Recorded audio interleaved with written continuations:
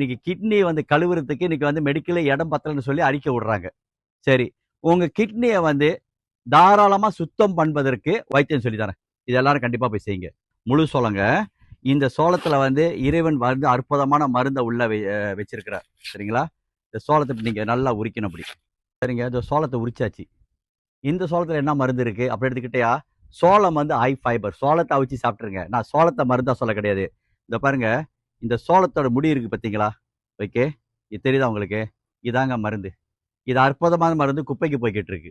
சரிங்களா? ஸோ இது வந்து யார் யார் இந்த சோளம் விற்கிறவங்க பார்த்தீங்கன்னா, ஓகே, இதை கொண்டாந்து காஞ்சி போனாலும் பரவாயில்ல.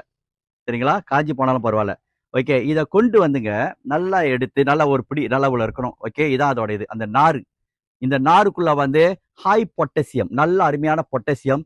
செகண்ட்ல எடுத்துக்கிட்டீங்கன்னா, இந்த கிட்னி இப்ப நீங்க சாப்பிட்ட மருந்து எல்லாம் இந்த ஃபில்ட்ரேஷன், அதுக்கு பேரு நெப்ரோபேட்டிக்னு அதுக்கு பேரு. நீங்க சிறுநீர் போனா ஓகே, சிறுநீர் வந்து ஸ்மெல்லி ஆகக்கூடாது. இன்னொன்று வந்து பப்பிள்ஸ் வரக்கூடாது. ஓகே, லேசா வரலாம். ஒரு யூரினை பண்ணாங்க சவுக்காரம் வர மாதிரி வருது.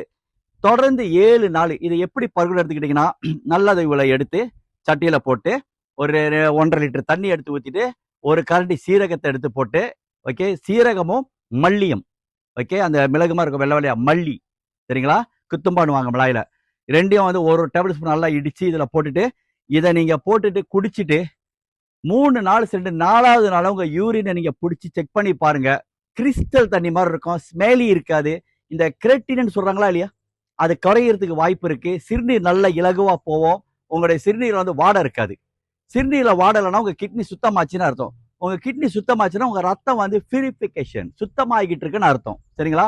அங்க இருக்கிற பாய்சன்லாம் கிளியர் பண்ணி சுத்தமா இலகுவா ஆக்குவதற்கு இந்த சோளத்தோட நாறு. சரிங்களா?